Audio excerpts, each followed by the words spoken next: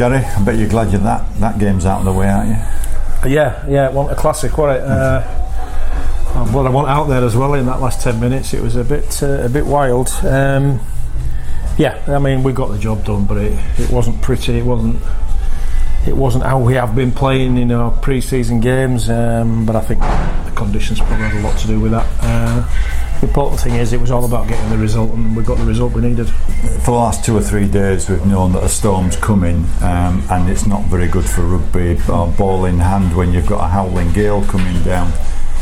This morning we arrived to the stadium with it waterlogged, and actually to get a game on at all was probably a bit of a minor miracle in some ways, and a lot of people around us haven't got games on, so to be in the next round, whether it's pretty or not, the result counts more than anything. Yeah, and obviously, that credit to the guys that were out there, forking the pitch to get the water off, and 11:30 I think when that torrential rainstorm came down and the pitch was under a couple of inches of rain, and I didn't think it would go ahead, so the fact that we got the game on, massive credit to a lot of people that have put in a little bit of hard work just to get the game on, and so it be. But and I don't think at the start of the game, the sun was shining, wasn't it? Mm-hmm. But I think we had all elements today. But when the sun was out at the start and the pitch was a little bit slippy underfoot, but and the wind was a swirling wind, which caused some problems. But I think we were probably just a bit guilty of trying to overplay and not really stick to the conditions. But I'm trying to create an entertaining team that wants to play rugby league, and if they think that they can do it in those conditions, then fair enough. But we adjusted things up second half. I spoke to them and said, look, we probably can't play as expansive as we have been.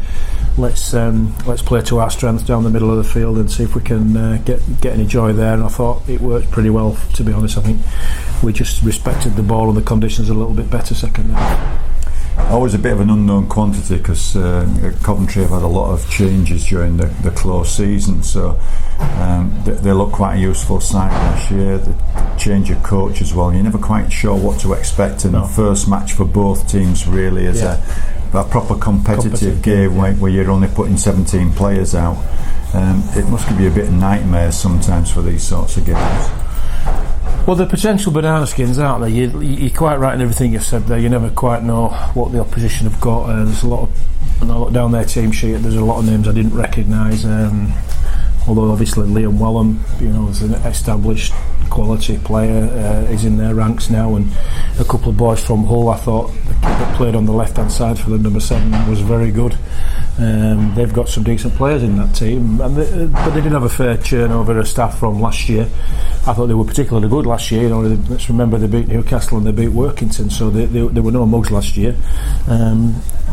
But what I'd respect about Coventry is, they mostly try and develop their own players in their own area, and I think that's the best way forward for these so-called expansion clubs. Is to, if we're going to grow the game, they need to be filled with homegrown players, and I think the majority of that team were from that sort of homegrown area. So fair play to them.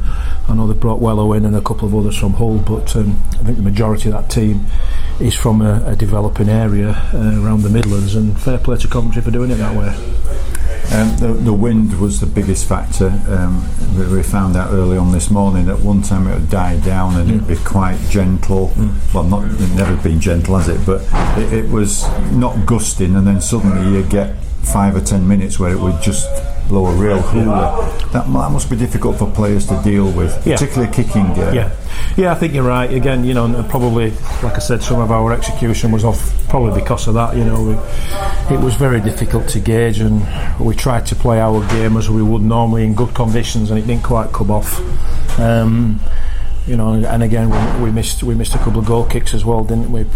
Probably 3 or 4, which would have pushed us over the 40-point mark. But it's never going to be a classic in these conditions against a gritty team that worked hard for each other, defended well at times. It was never going to be a classic. It was never going to be an easy game, and the rugby league purists have probably, seen as the way we've been playing in our warm-up games, would have probably expected more from us today, and probably didn't get that.